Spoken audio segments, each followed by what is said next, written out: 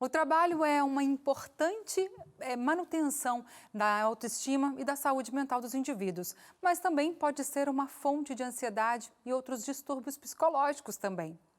Cobranças excessivas, desorganização no ambiente empresarial, falta de benefícios e medo da demissão estão entre os principais fatores que podem prejudicar a saúde mental dos funcionários. Apesar de sua importância, esse ainda é um tema visto como um tabu por muitas pessoas. E é sobre isso que vamos falar com o nosso consultor de carreiras, Rodolfo Arantes. Olá, Rodolfo, boa noite. Boa noite, Darcy. Tudo bem? Graças a Deus, na paz. Rodolfo, muita gente ainda acha que problemas de saúde mental é coisa de maluco e por isso rotulam pessoas, né? O que pode causar danos à saúde mental de um funcionário? Olha, Darcy, são muitos fatores que podem causar um dano. Se eu pudesse resumir, eu falaria, em primeiro lugar, o clima organizacional.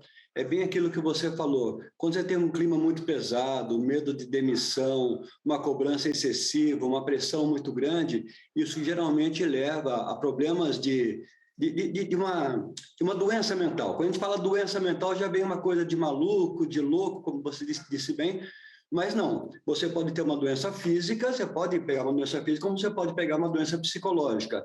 E a pressão, o clima organizacional, contribui muito para esse tipo de coisa, além da desorganização, como você disse muito bem. Agora, isso impacta diretamente na produtividade do funcionário e da empresa também, né? Pode dar alguns exemplos desses impactos, por favor? Sim, sem sombra de dúvida.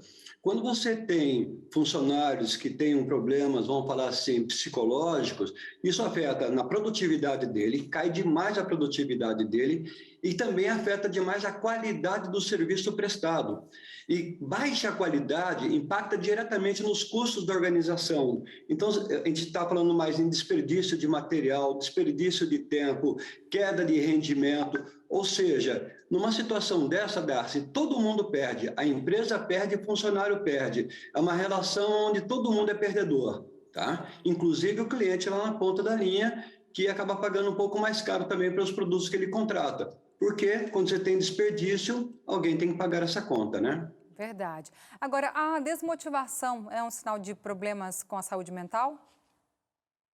É, começa por aí.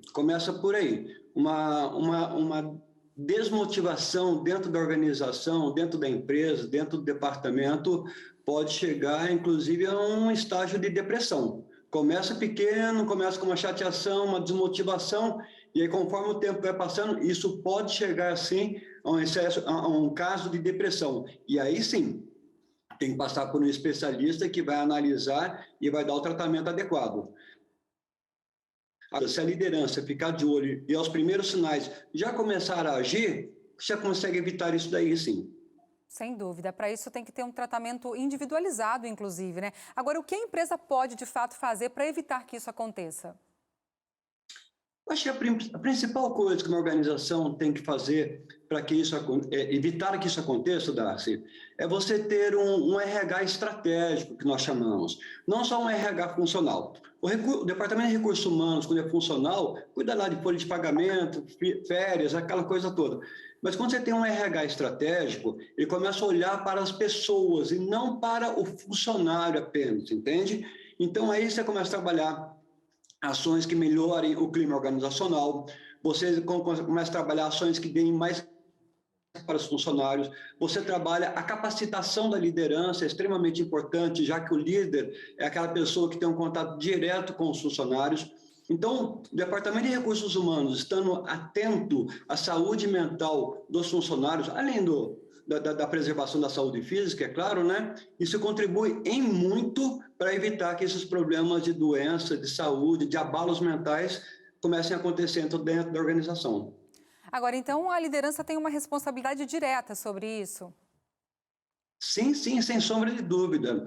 Os líderes têm que entender que as equipes, as pessoas, não são máquinas, né? Isso era uma visão muito antiga. São pessoas e pessoas com sentimentos. Então, ele tem que saber dosar a pressão, entender como é que vai extrair o melhor do seu funcionário, capacitar os funcionários, dar voz a ele, liberar a criatividade para que os funcionários pensem, criar um clima gostoso de trabalho. Afinal, as pessoas passam mais tempo dentro da empresa que dentro de casa. Então, dentro da empresa tem que ser um clima muito gostoso. E a liderança é diretamente responsável por esse clima organizacional. Se ele for aquele chefe chato, rígido, que sabe só pegar no pé, só sabe dar bronca, não sabe dar um feedback, ele vai criando um clima pesado, um clima tenso. E isso contribui para piorar a saúde mental dos funcionários.